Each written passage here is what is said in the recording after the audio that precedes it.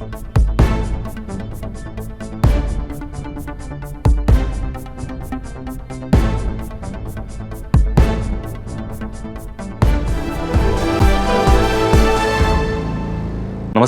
Welcome to ఋషి reports. ఇవాళ ఋషి రిపోర్ట్స్లో భాగంగా నేను మీతో మాట్లాడాలనుకుంటున్న అంశం ఆంధ్రప్రదేశ్లో జరుగుతున్న ఎన్నికల ప్రచార సభల్లో, ముఖ్యంగా ఇటు కూటమికి సంబంధించిన సభలు, అలాగే తెలుగుదేశం పార్టీ, జనసేన, బీజేపీ కూటమికి సంబంధించిన సభల్లో మరోవైపు సిద్ధం సభలు. రాజశేఖర్ రెడ్డి కుమారుడు, వైఎస్ఆర్సీపీ అధినేత, ముఖ్యమంత్రి జగన్మోహన్ రెడ్డి, తిరిగి మళ్ళీ అధికారంలోకి రావాలనుకుంటున్న జగన్మోహన్ రెడ్డి సిద్ధం పేరుతో చేస్తున్న సభల్లో హైలైట్ అవుతున్న అంశం, అలాగే ముఖ్యంగా మొన్న జరిగిన కడప సంబంధించి ఎంపీ సీటుకి సంబంధించిన వ్యవహారంలో హైలైట్ అవుతున్న ఇష్యూ వైఎస్ వివేక హత్య కేసు. ఎప్పటిది వ్యవహారం? 2019. అంటే ఇక్కడ పాయింట్ ఏంటంటే, వైఎస్ వివేక హత్య కేసు గురించో, లేకపోతే దాని టెక్నికాలిటీసో, లేకపోతే లీగాలిటీసో గురించి కాదు. అసలు వైఎస్ షర్మిల రాజశేఖర రెడ్డి వారసురాలేనా అన్న డౌటు సాక్షాత్తు జగన్ రేకెత్తించడం. ఎస్, ఎందుకు ఆయన మాట అంటున్నాడు అంటే, సొంత అన్న ఆయన జైల్లో ఉన్నప్పుడు షర్మిల వేల కిలోమీటర్లు పాదయాత్ర చేసి పార్టీ అధికారంలోకి రావడానికి ఉపయోగపడిన షర్మిలనే ఆయన సొంత చెల్లెల్ని పట్టుకుని అసలు వైఎస్ వారసురాలైన షర్మిల అని అడిగాడు అంటే దాని మీద విపరీతమైన చర్చ జరుగుతుంది, ఎందుకైనా అలా మాట్లాడాల్సి వచ్చిందని. సో దీనికి ఒకసారి ఒక నేపథ్యం చూసుకుంటే కనుక, వైఎస్ జగన్మోహన్ రెడ్డి వర్సెస్ షర్మిల, వైఎస్ జగన్ వర్సెస్ సునీత. సునీత అంటే వివేకానంద రెడ్డి ఎవరైతే హత్య చేయబడ్డారో ఆయన కుమార్తె, అందులో నేరం కోసం, న్యాయం కోసం పోరాడుతున్న, తండ్రి హత్యలో న్యాయం కోసం పోరాడుతున్న కుమార్తె. సో 2019 మార్చి 15న ఈ మర్డర్ జరిగిన తర్వాత అప్పటి ప్రతిపక్ష నేతగా ఉన్న జగన్మోహన్ రెడ్డి చంద్రబాబు నాయుడు, లోకేష్లు ఈ హత్య చేయించారు. మొదట్లో దీన్ని గుండెపోటు అన్నారు, తర్వాత గొడ్డలతో నరికి చంపేశారన్నారు. మొత్తం మీద అది తీవ్రంగా, ఒక దారుణంగా, హేయమైన హత్యగా బయటకు వచ్చింది. సరే, అందులో ఎవరు అప్రూవర్స్, ఎవరు జైల్లో ఉన్నారు, ఇవన్నీ నేను ఆ డీటెయిల్స్లోకి వెళ్ళని ముందే చెప్పాను కదా. కానీ ఇక్కడ కీలకమైన వ్యక్తి అవినాష్ రెడ్డి, ఎవరైతే సొంత బంధువో అవినాష్ రెడ్డి ఇప్పుడు మళ్ళీ కడప ఎంపీ బరిలో ఆయన అభ్యర్థిగా నిలబడుతున్నారో, అతని అభ్యర్థిత్వం గురించి చర్చ జరగడం. ఆ నేపథ్యంలో ఈ ఆరోపణలు, ప్రత్యారోపణలు వస్తూ ఉన్నాయి. ఎప్పుడైతే షర్మిల, అవినాష్ రెడ్డి, వైఎస్ వివేకానంద రెడ్డి హత్య విషయంలో అవినాష్ రెడ్డి ప్రమేయం ఉంది, అతన్ని అన్న జగన్ వెనకేసుకొస్తున్నాడు అంటే, హత్యలు చేసిన వాళ్ళని వెనకేసుకొస్తారా, వాళ్ళకి టికెట్లు ఇస్తారా అని నేరుగా ప్రశ్నించడం. అసలు ఆంధ్రప్రదేశ్ రాజకీయాల్లో బహుశా ఎవరో అంతకు ముందు ఊహించని ఒక పరిణామం ఏంటంటే, షర్మిల ఆంధ్రప్రదేశ్ రాజకీయాల్లోకి ఎంటర్ అవ్వడము, కాంగ్రెస్ పార్టీ చీఫ్గా ఉండడము, సాక్షాత్తు అన్న వైసీపీ అధినేత అయిన జగన్మోహన్ రెడ్డి మీదే కాలు దువ్వడము. అది కూడా చంద్రబాబో, లోకేషో, లేకపోతే బాలకృష్ణో, పవన్ కళ్యాణ్ కన్నా కూడా ఎక్కువ. ఎందుకంటే వాళ్ళకన్నా కూడా ఎక్కువ వివరాలు తెలిసే అవకాశం వైఎస్ షర్మిలకు ఉంది. చిన్నప్పటి నుంచి కలిసి పెరిగారు జగన్మోహన్ రెడ్డి తోటి. సో అంతర్గతంగా ఉన్న వివరాలు, విషయాలు మాట్లాడకపోయినా జగన్మోహన్ రెడ్డి సెన్సిటివిటీస్, సెన్సిబిలిటీస్ ఏంటనేది ఖచ్చితంగా షర్మిలకి తెలిసే అవకాశం ఉంటుంది మిగతా వారికన్నా. So it's a direct fight, ఇదేం ప్రచ్ఛన్న యుద్ధం కాదు, పరోక్ష యుద్ధం జగన్ వర్సెస్ షర్మిలకి.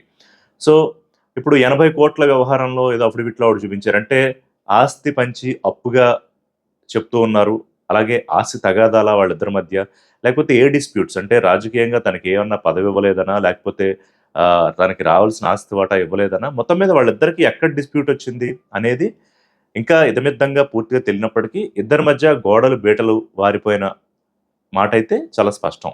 కానీ ప్రధానమంత్రి చిలకలూరిపేట సభలో వచ్చినప్పుడు మాత్రం దీనికి కొంత భిన్నంగా స్పందించారు.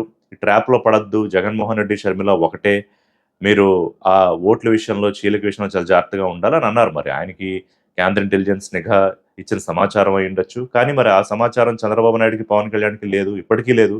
వాళ్ళు సొంత చెల్లెల్నే మోసం చేసిన వ్యక్తి, చెల్లెల్నే రోడ్డును పడేసి న్యాయం కోసం వాళ్ళు అర్థించాల్సిన పరిస్థితిలోకి తీసుకొచ్చిన వ్యక్తి జగన్మోహన్ రెడ్డి హంతకుడు.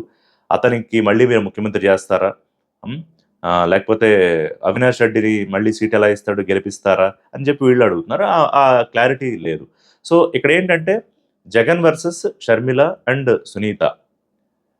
At the rate of Avinash Reddy. ఇది మన ఇవాళ ప్రధానమైన అంశం. ఎందుకంటే అవినాష్ రెడ్డి మళ్ళీ బరిలోకి దిగడం. అతను ఏ నేరం చేయలేదు. అతను చిన్న పిల్లాడు. అతని మీద నిందలేస్తున్నారు. హంతకులతో నా చెల్లెమ్మలు కూడా కలిసిపోయారు. వాళ్ళ ట్రాప్‌లో వీళ్ళు పడిపోయారు అని మాట్లాడడమే కాకుండా, మనం దేనికైతే అసలు ఏ రంగుకైతే మనం వ్యతిరేకమో, రాజశేఖర రెడ్డి విగ్రహాలు ఉండకూడదని, అసలు రాజశేఖర రెడ్డినే రాజకీయంగా తొక్కేయాలని, పక్కకి తప్పించాలని చూసిన చంద్రబాబు నాయుడుతో చేతులు కలపడమే కాకుండా, వాళ్ళ రంగు అంటే పసుపు చీర కట్టుకుని వాళ్ళ ఇళ్ళకెళ్ళి ఆహ్వానించే వాళ్ళు రాజశేఖర రెడ్డి వారసులా? షర్మిల రాజశేఖర రెడ్డి వారసురాలా? అని జగన్మోహన్ రెడ్డి అడిగారు. ఈ సందర్భం ఏంటంటే షర్మిల కుమారుడు తన వివాహానికి ఆహ్వానించడానికి చంద్రబాబు నాయుడు ఇంటికెళ్లారు షర్మిల. అప్పుడు యెల్లో శారీ కట్టుకెళ్లారు. అది యాదృచ్ఛికమో కావాలని చేశారో మనకు తెలీదు కానీ, అంటే ఒక శారీ రంగును బట్టో, లేకపోతే మరో అంశాన్ని బట్టో వారసురాలు లేకపోతే వారసురాలు అవును అని ఎలాగా ఆ స్థాయి వ్యక్తి మాట్లాడతారు అని ఒకటి.